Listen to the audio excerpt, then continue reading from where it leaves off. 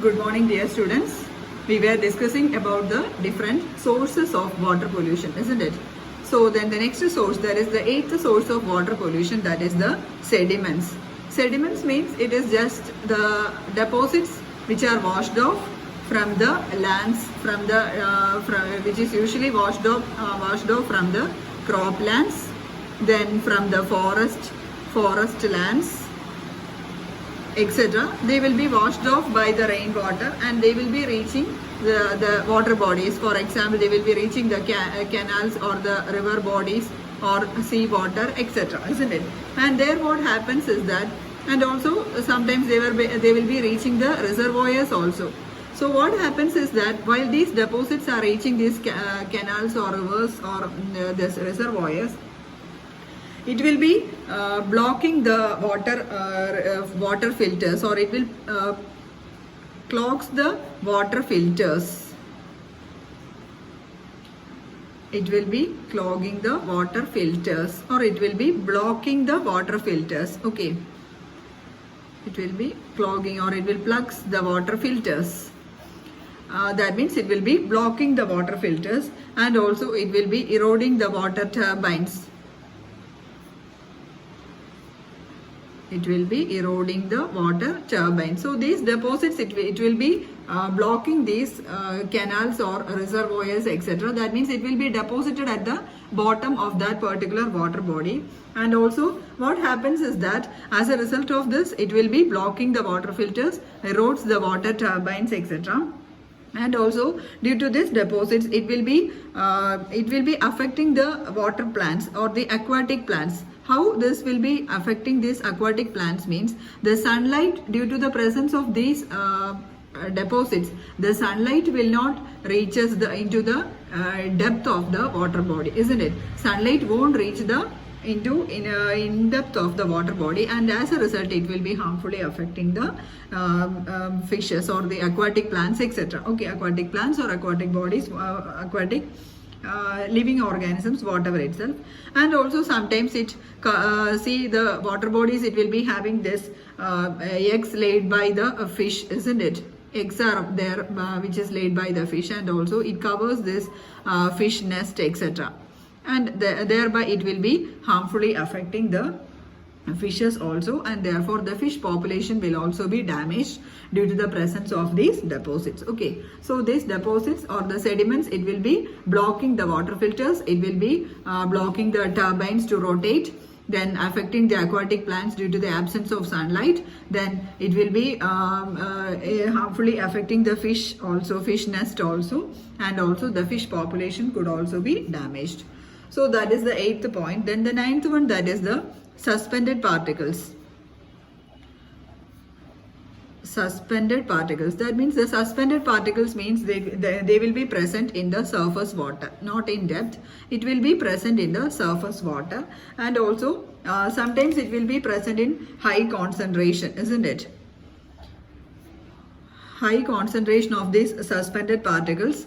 That means it will be having suspended solids, then bacteria will be there, then algae, viruses, protozoa, etc. will be there in the surface water, isn't it? And also due to the presence of all these substances, what happens, the water could not be used for domestic purpose as well as industrial purpose. The water will be unfit for domestic as well as industrial purposes due to the presence of the high concentration of this solids, suspended solids, bacteria, then algae, then virus, then protozoa, etc. Okay, so this is regarding the suspended particles, the harmful effects of suspended particles on water bodies.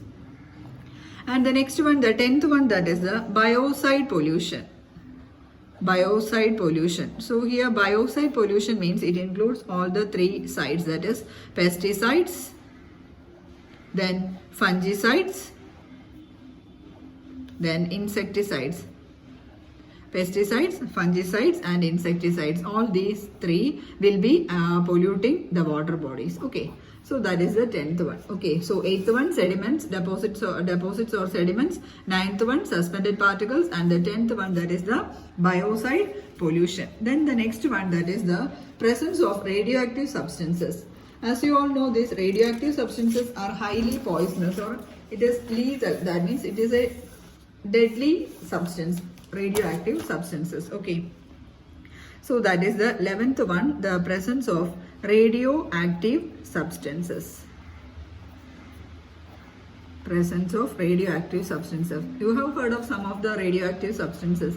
Normally uranium-238, it is a radioactive substance. Then thorium, uranium, thorium, etc. are radioactive substances, and this uranium, it is a naturally occurring radioactive isotope. Okay. So radioactive substances means they are isotopes. Isotopes means those elements which are having they are having same atomic number but different mass numbers are there. For example, uranium, it is having uranium-238 is there, uranium-237 is there. Likewise, such substances we can call it as an isotope. And so here radioactive substances means this uranium, thorium, etc. they are all radioactive substances, and even in very low concentration of these substances it will be deadly poisonous. Okay, deadly poisonous substances are there. Deadly poisonous substances are these radioactive ones. And also normally this uranium, thorium, etc.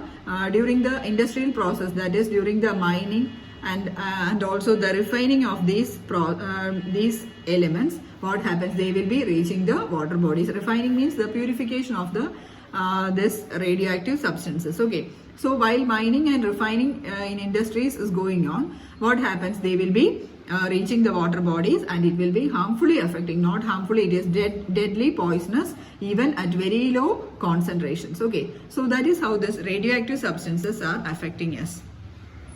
Then the next one, that is the heat.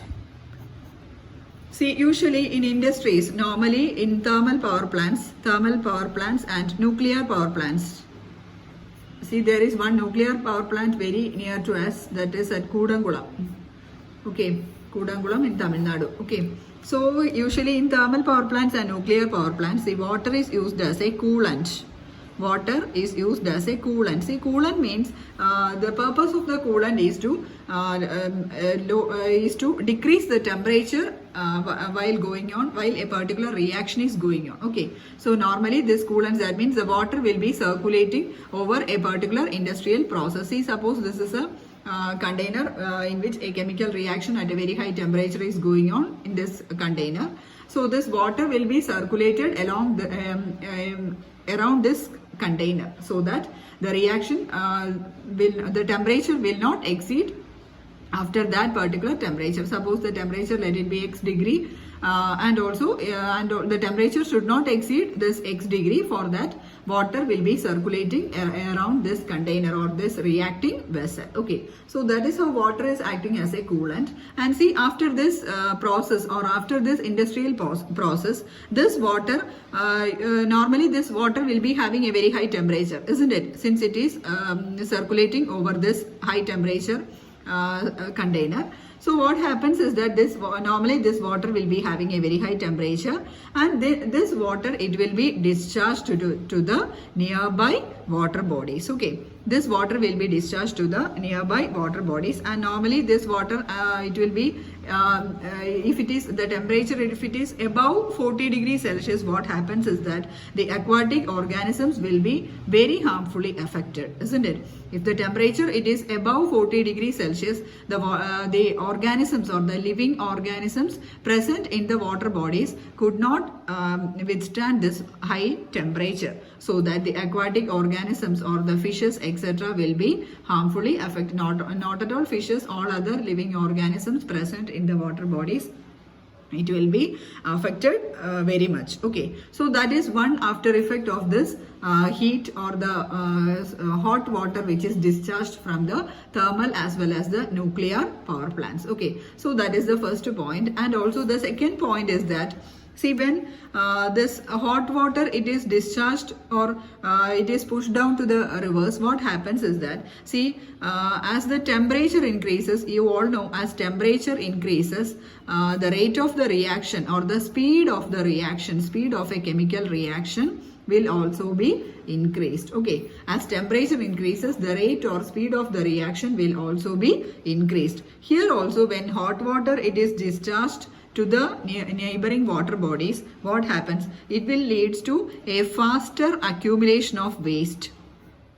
That means the waste will be, the organic waste will be easily decayed due to the presence of this hot water. Okay, that means the temperature in the water body, in that particular water body, is increased, and as a result the waste will be easily decomposed, and as a result what happens is that the waste will be the water will be overloaded with this waste, and as a result it will lead to depletion of oxygen. Okay, if more amount of waste deposits are there in the water bodies than it can accommodate, what happens? It will lead to depletion of oxygen, and as a result, see, depletion of oxygen means the water body will be dead as time goes on. Okay, the water bodies will be no more as time goes on. So this accumulation of waste, it will lead to depletion of oxygen. And also one more thing is that the density as well as the viscosity of water bodies also increases due to the presence of this organic waste. Okay, so this hot water, it is very much harmful to our water bodies also. The hot water which is expelled from the industries. Okay, so it will be harmfully affecting the water bodies also, and also a faster accumulation of sediments will also be there in the water bodies as a result of the high temperature. Faster accumulation of sediments will also be there due to this hot water or the high temperature. Okay, so that is the 12th point, that is the heat. Then the next one, so this is regarding the sources of water pollution. So if sources of water pollution is asked for your essay part, you have to write these 12 points in detail. Okay, for section D. That means for 15 mark question, it will be asked usually. For a section D part, you have to write all these 12 points. You have to make a short note of all these, and then you just go through the points, and to the point you have to add the details. Okay, so that you can write well in your examination.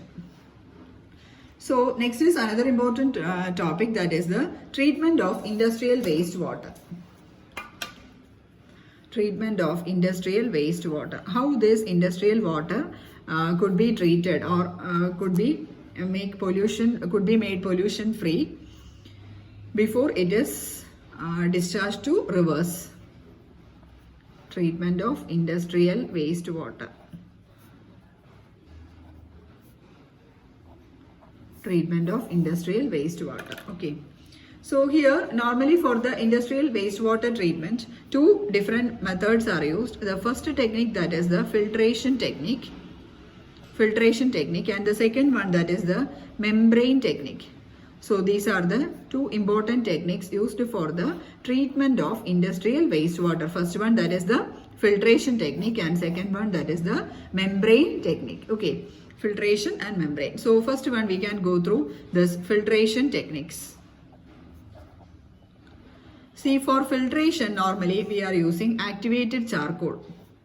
Activated charcoal. Sometimes you all know this activated charcoal, it is black in color, and also the surface of this activated charcoal, it is highly porous. The porous means it has got holes, small holes, so that the deposits or the organic waste or the waste bodies present in the water, it can be absorbed. Porous means small pores are there, and also the organic substances or the waste can be absorbed, not absorption. It is not AB absorption, it is adsorption. Okay, adsorption means the surface of this charcoal, it will be absorbing, or that means there is a physical change going on. That means the deposits or the sediments, it will be absorbed on the surface.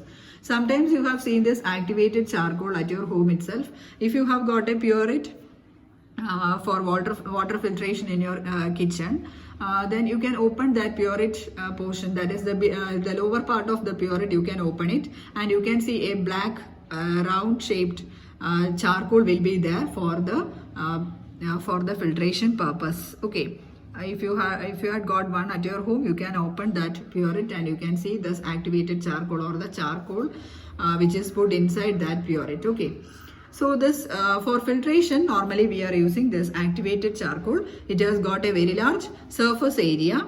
Activated charcoal has got a large surface area. And as a result of this large surface area, it helps in the adsorption. It is AD, adsorption of organic molecules. That means just only a physical change or a physical change is going on. Okay. Adsorption of organic molecules. And also due to this, with the help of this activated charcoal, about 99% of the chlorinated hydrocarbons can be removed. 99% of the chlorinated hydrocarbons. Hydrocarbons means those organic compounds are hydrocarbons, and it will be having carbon as well as hydrogen. Okay. So such compounds we can call it as hydrocarbons, and 99% of the chlorinated hydrocarbons can be removed with the help of this activated charcoal. So this is one method of filtration technique by using activated charcoal. So filtration can be done by one step, that is by using activated charcoal, and the second one, that is by using synthetic resins. By using synthetic resins. Resins, sometimes you have seen, that is you can see a jelly like substance in our moringa plant. Have you seen this jelly like substance present in the stem of that moringa? Okay. So that is an organic resin, and also it is a jelly like substance. While you are taking it by using your hand, you can see, and while pressing it you can see it is a jelly like substance, and that type of substance we can call it as a resin. Okay. So for water filtration also we are using some resins, and also for water filtration normally we are using this synthetic resins.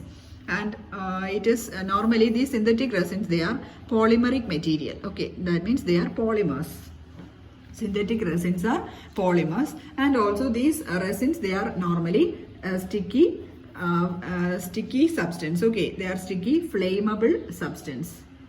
Flammable means they will be catching fire. Okay, so these synthetic resins are the polymers, and also they are sticky, flammable substances. Usually for synthetic resin, as a synthetic resin, we are using styrene divinyl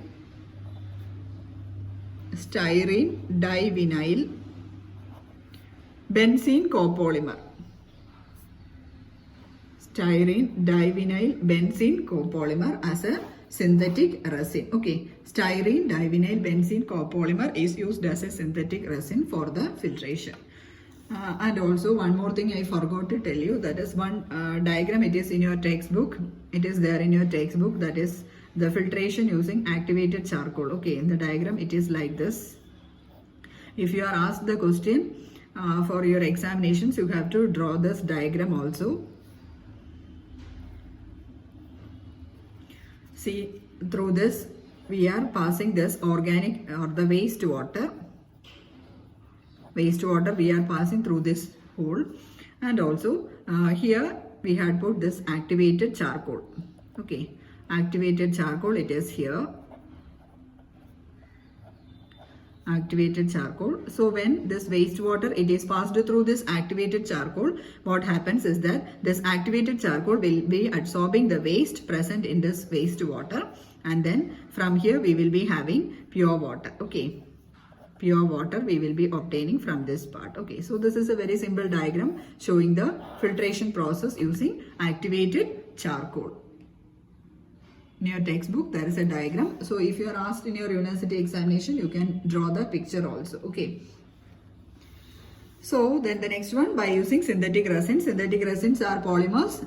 Usually they are sticky, flammable substances, and normally for industrial purpose or for the wastewater filtration we are using styrene divinyl benzene copolymer. No need of drawing the structure of this copolymer. Okay, so these are used for the styrene divinyl benzene copolymer. It is used for removing chlorinated pesticides. Chlorinated pesticides.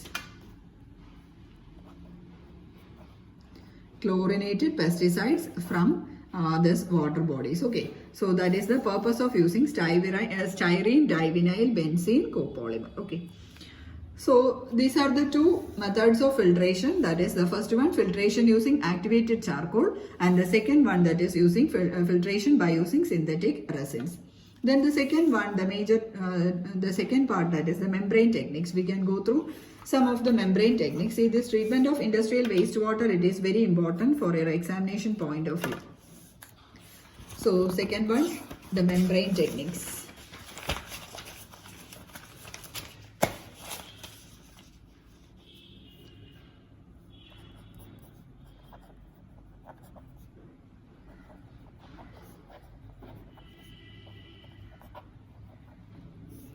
Membrane techniques. See here, in membrane techniques also we are using three methods. The first one, that is the ultrafiltration. First one, that is the ultrafiltration membrane techniques. Ultrafiltration. Second one, that is reverse osmosis. Reverse osmosis. And the third one, that is the electrodialysis. Electrodialysis. So these are the three methods coming under membrane techniques. First one, that is the ultrafiltration, then reverse osmosis, then electrodialysis. Okay. So first one, we can go through this ultrafiltration. Ultrafiltration.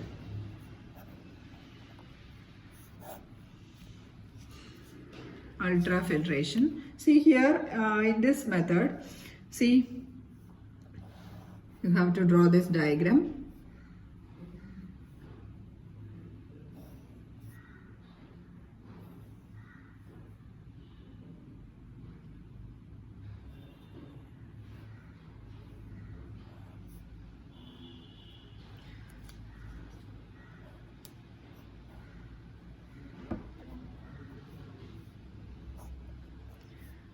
See here, this is the diagram showing the or the schematic diagram showing this ultrafiltration process. See here, at this portion we are having wastewater, and see, when this wastewater, to this wastewater we are applying some amount of pressure. Okay, we are applying some amount of pressure to this wastewater. So what happens is that, see here, a membrane is there. Okay, it's a porous membrane. This membrane, it is a porous membrane. Porous membrane means it has got small pores or small holes. So it's a porous membrane, and the size of the pores, it is between 2 to 10,000 nanometer. So see, you can imagine the pore size of that particular membrane. It is about 2 to 10,000 nanometer. Nanometer means 10,000 nanometer means it will be equal to 10,000 into 10 raised to minus 9 meter. See how small the pore size is. It is about 10 raised to minus 9 meter. 2 into 10 raised to minus 9 meter to 10,000 into 10 raised to minus 9 meter. And so the size of the pores, it is in between 2 to 10,000 nanometer. And when the wastewater, we are applying pressure to the wastewater, and when it is passed through this porous membrane, what happens? Through this membrane, the pure water will be separated. Okay, pure water will be passing through the semi-permeable membrane. And thus we can separate the wastewater and the pure water. Okay, so here in this direction, the osmotic pressure will be there. So when a high pressure is applied to the wastewater and when it is passed through the porous membrane of pore size 2 to 10,000 nanometer, we will be obtaining pure water. Okay, so this is the method of ultrafiltration. Hope you are clear with this ultrafiltration. Then the next one, the second one, that is the reverse osmosis. Reverse osmosis. So normally, what do you mean by osmosis process? Osmosis means when two solutions of unequal concentrations, when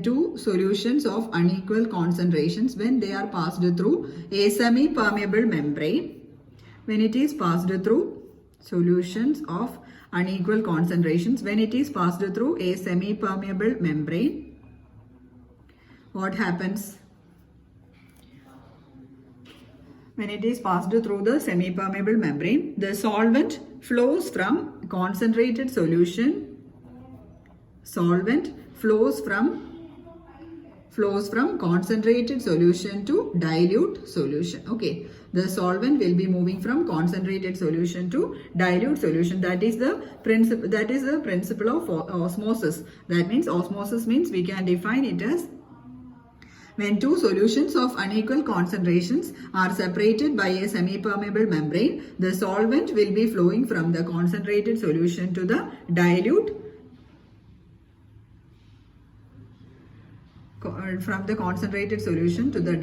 solution. Okay, so here it is the solvent flows from the dilute to the concentrated solution. Okay, in the case of osmosis, the solvent flows from dilute to concentrated solution. Don't get confused. It will be the solvent flow will be from the dilute to concentrated solution. And again, in the case of reverse osmosis, it is just the opposite of osmosis. That means the solvent flow will be from the concentrated solution to dilute solution, and also one more condition is there, that is we are applying some hydrostatic pressure to that particular solution. Okay, so when a hydrostatic pressure is applied in excess of osmotic pressure, what happens? The solvent flow will be in the reverse direction, that is from concentrated solution to the dilute solution. Here also one schematic diagram is there to show the solvent flow. Okay.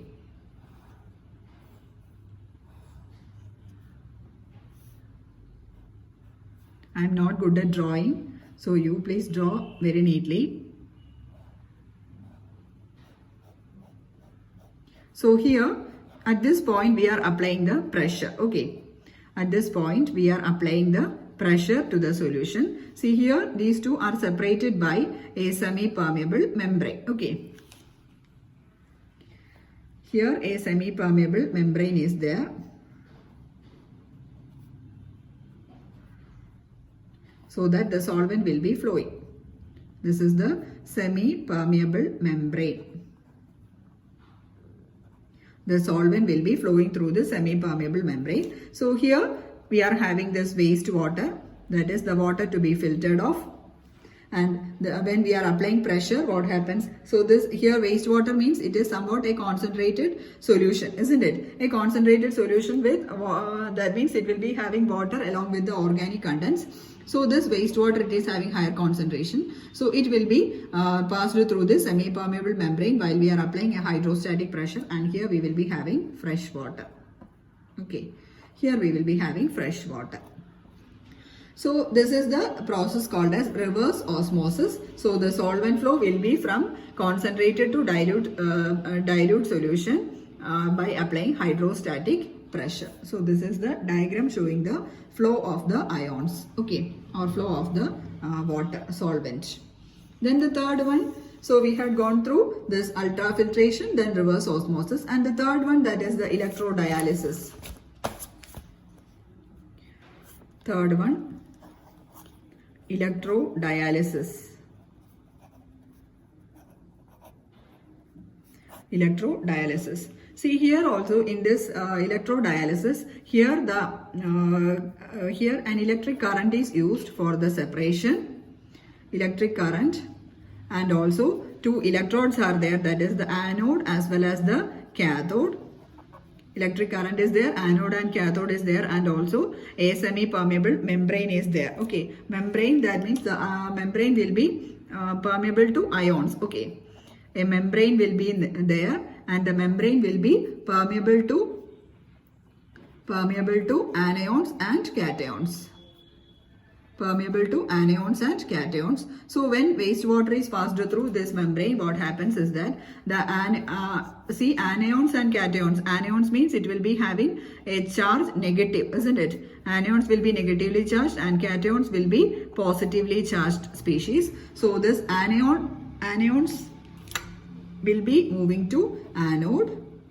Anions will be moving to anode and cations will be moving to cathode. Thus we can separate the pure water from the wastewater. Okay, so this is another process called as the electrodialysis, and here electric current is passed through this wastewater, and two electrodes are there, that is the anode and cathode, and also a membrane which is permeable to anions and cations is also there.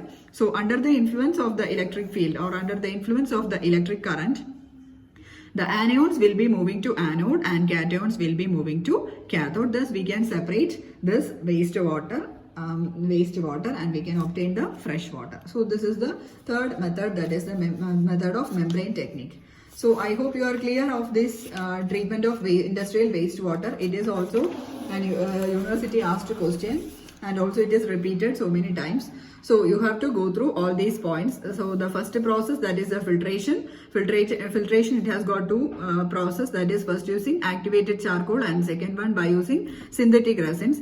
And membrane techniques, three processes are there. That is the first one, that is the ultrafiltration, second one reverse osmosis, and the third one, that is the electrodialysis. Okay, so please go through all this and you have to study very well. These are very important portions. Please go through it and have a nice day. Thank you.